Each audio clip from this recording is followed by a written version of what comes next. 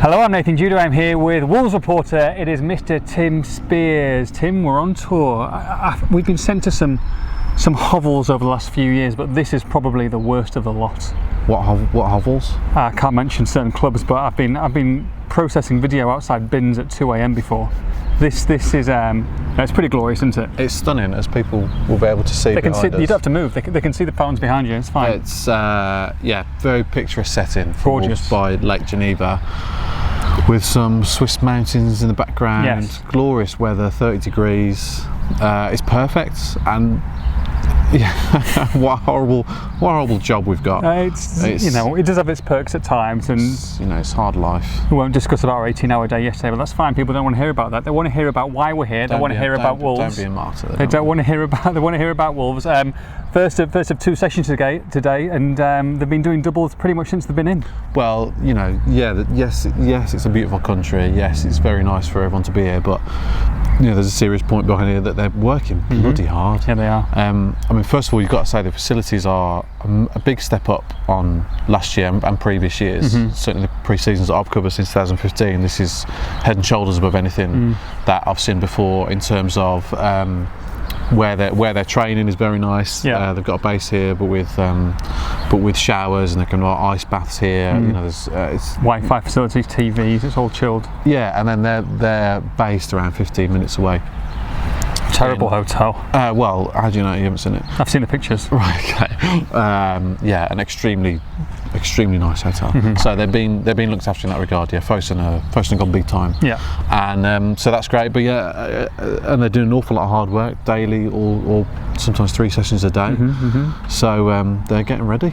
They are getting ready. And what's the situation tomorrow then? Tomorrow we have a football match. We have a football match. Yes, which is the Uran Cup. The Clock Cup, as it's translated as. Okay, so where are we? What's the situation? Who are they playing? Basel. Yep. Swiss runners-up. Okay. Champions League regulars. They'll probably, I would have thought, be a bit ahead of Wolves in their training schedule, because they're in Champions League qualifying action. Fairly soon, I think. Second round of the Champions League qualifiers they're going to be in. So I would have thought they'd be a step ahead. Opposite to last year, when the first game of the season they played Werder Bremen. Who had literally just started pre-season, and Wolves beat them pretty convincingly. So I think tomorrow night's going to be a really tough test. But Wolves are starting from a great base. I mean, Connor Cody I was speaking to last week, and I've just spoke to a couple of other lads there saying that the work they did during the off-season is as tough as they've ever known for that time of year. They've got their individual programmes, haven't they? Yeah, they've had they've had watches on every day, monitoring their every move. They've had to do. I'd love to see your watch during the summer. Won't give us movements out on the sofa. Gone for the remote control, pulled it back. Barman. Taxi. It's so yeah, they've been doing daily or runs every 1 or 2 days, but tough schedule, tough runs. Connor Cody says never been worked as hard in his life in terms of off season. Well, they've got to be fit though, haven't they, going to the Premier League? That's what I mean. So and now that they've kept fit, they've kept that level of fitness. Sure. And now they're back in training. It's ball work. You know, they're not running up hills or doing laps of the track here. It's ball work. So I think they've got it spot on, and they've got a very good base and foundation to work on with the season. What, a month away now? Yeah, yes, absolutely. And pretty much the same squad. Obviously, we're missing 2 of the new signings due to World Cup and them getting some time off. Roman Stace isn't here either. But there's 6 young lads who fans might not know too much about. Yeah, it's a peculiar squad in that there are a few unusual names in there. So yeah, you're missing Jimenez and Patricio, who obviously were at the World Cup, as was Roman Sace. I know they've all left the World Cup, but obviously they've got to have some downtime. Yeah. More for their mental state, really, more than anything. And then Ruben Vinagre was away with Portugal youth squad, so he's not here either. So and plus, they probably need to make a couple more signings at some point as well. So that leaves gaps in the squad, which have been filled by quite a few players that fans may not have heard of, the casual fan may not have heard of. 6 of them, they're all here, and they've all settled in pretty well from what I can tell. So you've got Andreas Sondergaard, who's a young Danish keeper. What are you laughing? You can start laughing now. No, I'm not. Because you think we're I like it. He's got his bleach blonde hair going on. Looks a bit like Schmeichel-esque, big boy. 100% Danish, 6'2", Yeah. 17 years. Deary me. 17. Wowza. Got the world at his feet. Absolutely. On his hands, so to speak. Nice. You can't miss him.